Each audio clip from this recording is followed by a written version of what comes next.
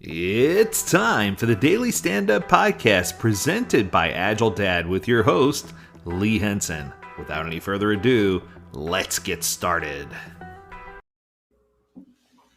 Welcome to our Agile, Not So Agile podcast episode of the Daily Stand Up. I hope you had an amazing week. I had a student in my class ask me a valuable question, and I thought it'd be good to incorporate into this episode this week. And they asked me what inspires me.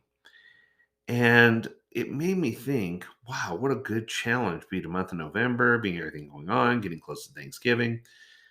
I wanted people to look for things that uplift and inspire them. So for me, I'm going to give you the top two or three things that inspire me. Number one is having faith.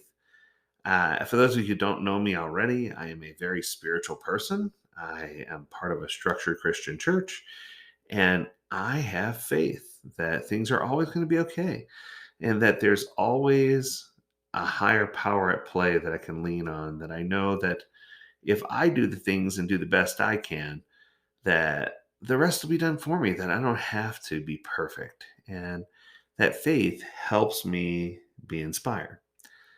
The second thing that helps me be inspired is my family. I have the most amazing wife on the planet, period.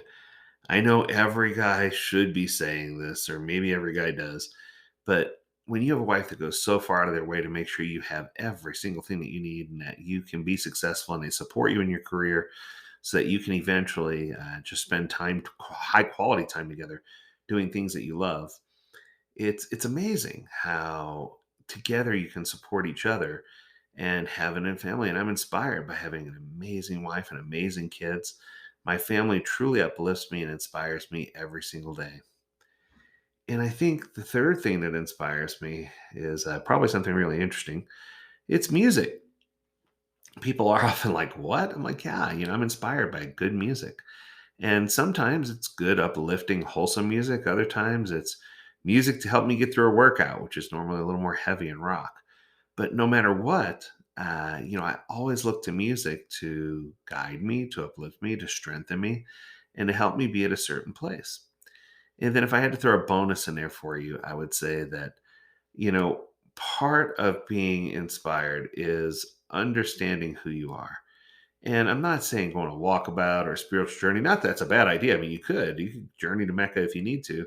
But I think that we all need to have some part in our life where we have an area of discovery.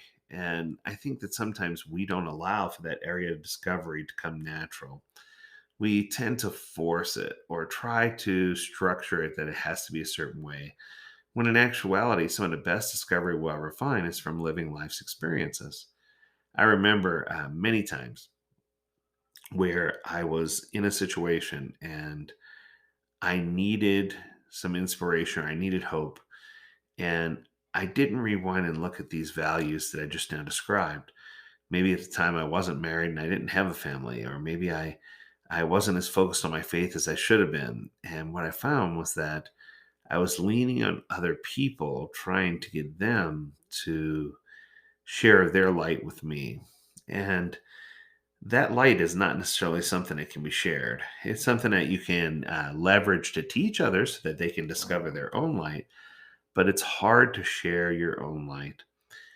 In the King James Version of the Bible, there's a parable of the 10 virgins, and they talk about preparedness and always being prepared to share, well, not to share, but being prepared to have what you need so that you can then help others in times of need.